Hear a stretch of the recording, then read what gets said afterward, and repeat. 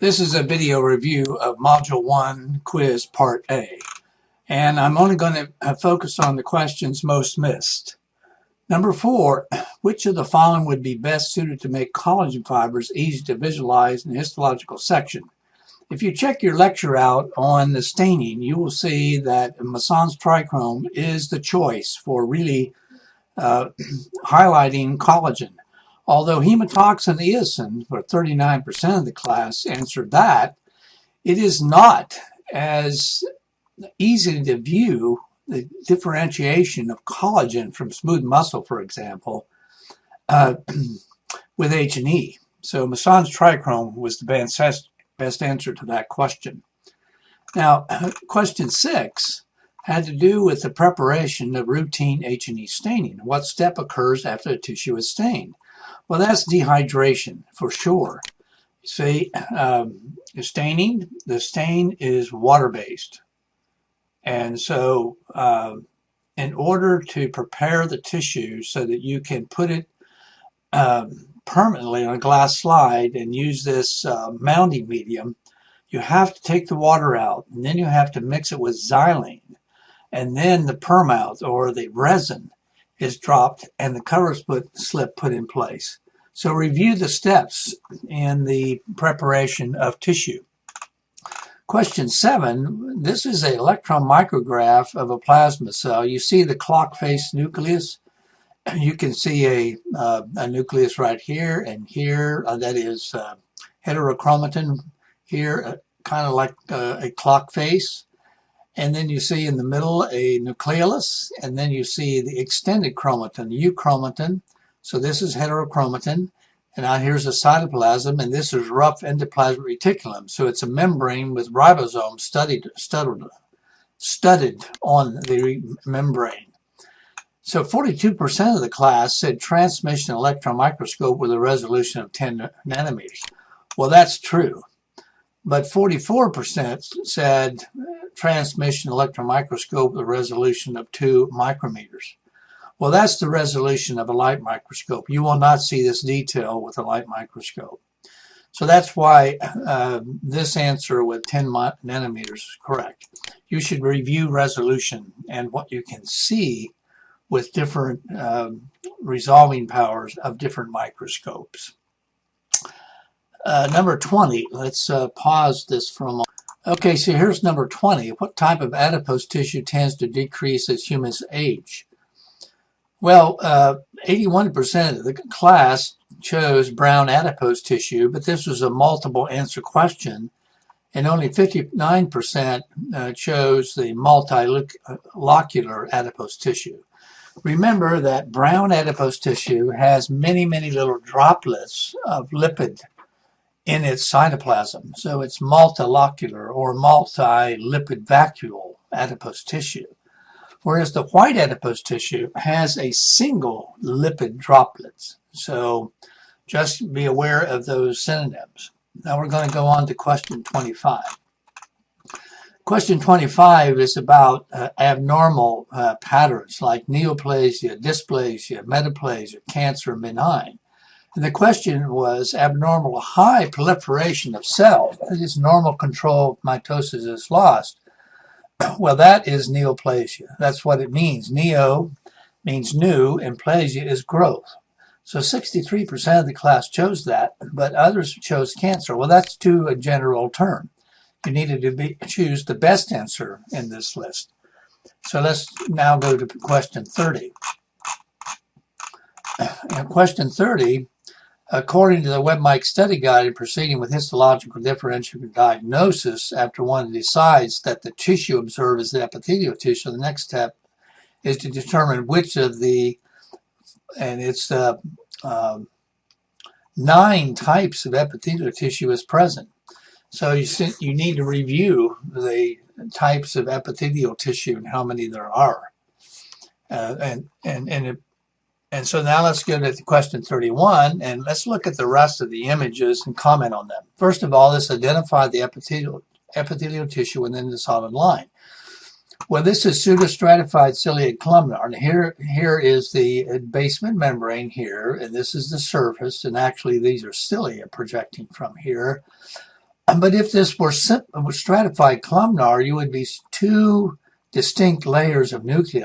If it was simple columnar, you would see one layer, but this is all mixed up. So that's the first thing you need to think about, is the pseudo-stratified columnar. Okay, so 60% of the class chose the correct answer. So do review the distinction between simple columnar, stratified columnar, and pseudostratified columnar. The next one was identify the tissue enclosed with a dotted line. Well, this is simple columnar epithelium because all the nuclei are in one layer, and you can see that the cell is taller than it is wide. So that is clearly simple columnar. So review simple columnar, the difference between simple columnar, simple squamous, and simple cuboidal. And then this next one, identify the tissue that fills the space. Well, most of the space is filled with stratified squamous. Squamous because the cells at the surface are flat, stratified because there are multiple layers. And then it's actually non-keratinized because you do not see any reddish stained protein at the surface that lacks nuclei. So stratified squamous, non-keratinized. And 72% of the class chose that correct answer, but some of you will need to review the epithelial types and how to distinguish them. And so this one, multiple choice, identify the tissue borders the lumen of this organ. All right, only 34% of the class, or 35%, chose transitional epithelium. And some said stratified cuboidal epithelium. Well, if this were stratified cuboidal, you would see clearly square-shaped cells at the surface, but these are rounded cells, and there are a few layers, so it's definitely stratified. But this was transitional epithelium. So review the distinction between stratified cuboidal and transitional epithelium. Okay, and the next one's numerous structures are projected from the free surfaces of these epithelial cells. And we indicated 2 by these arrows, and we indicated here 10 micrometers. Well, if these were microvilli, they would be a lot shorter, maybe 2 to 4 microns. But since they're at almost 10 microns, those are cilia. So again, 75% of the class got it correct, but some of you need to review the distinction between cilia and microvilli. The next one, 36, we said there are 2 types of tissues in this specimen. What structure lies under the solid line? Well, here's epithelium, where the cells are contiguous or touching one another. And here's connective tissue, where the nuclei are indication of cells, and they're relatively far apart. So this is connective tissue. So what lies between is the basement membrane. And some of you need to review the basement membrane and its location. And 37, after examining the low and higher power views of this specimen, classify the tissue.